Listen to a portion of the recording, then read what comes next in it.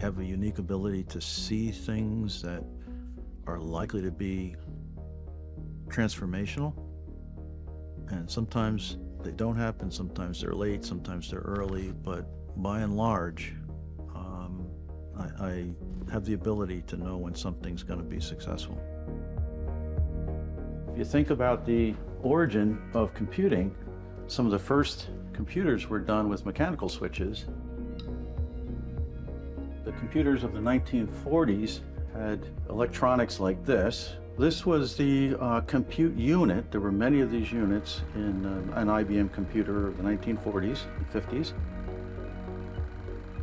These are vacuum tubes, and these were used as the ones and zeros in the computers of the day. That was the state of the art.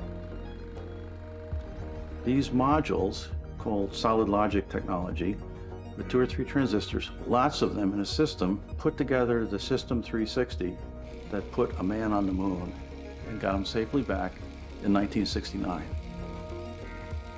I'm not sure I would have strapped myself on the top of a rocket and gone to the moon, being driven by that, but it was a successful mission.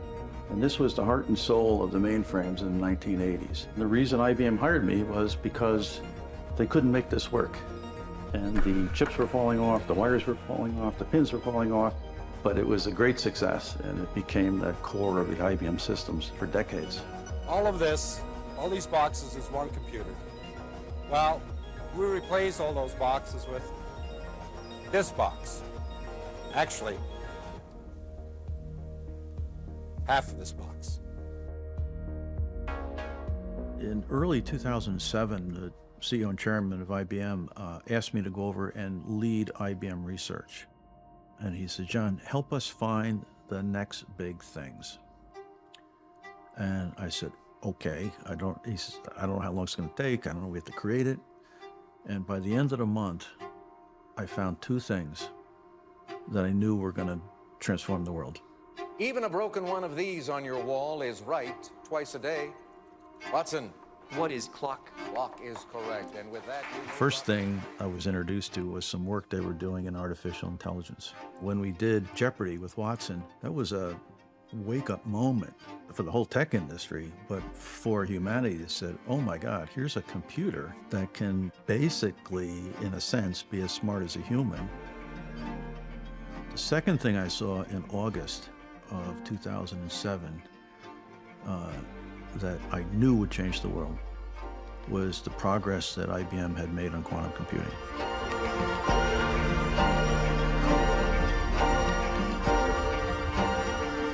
We can't comprehend what these quantum computers are going to be capable of.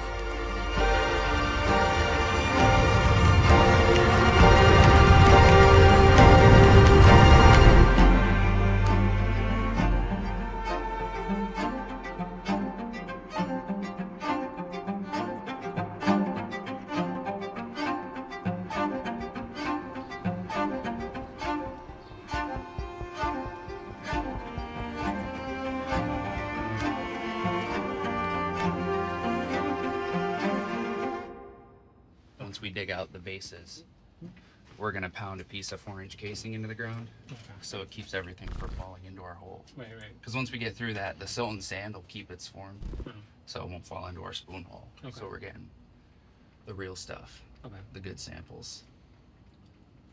And then you leave a casing in there, or you pull it out? We'll pull it out.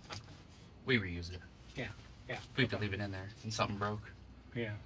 that is something we do not want to have happen. Okay. Till is pretty good to build on. Glacial till, brown till, all the glaciers coming through and just compacting everything over and over again.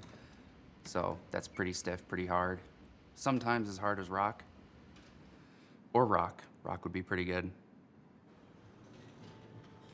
I don't know much. Just a little bit between yesterday and today. That is just super rare, and RPI got chosen for it, so it's pretty cool.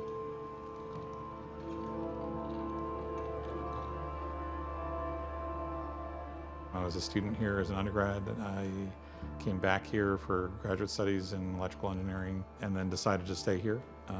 I've now been here over 42 years, and what's been very interesting to me here at Rensselaer are all the challenges and opportunities I've had to take on whatever's next around the corner. The current challenge, obviously, is putting in the first IBM quantum computer system on a college campus in the world.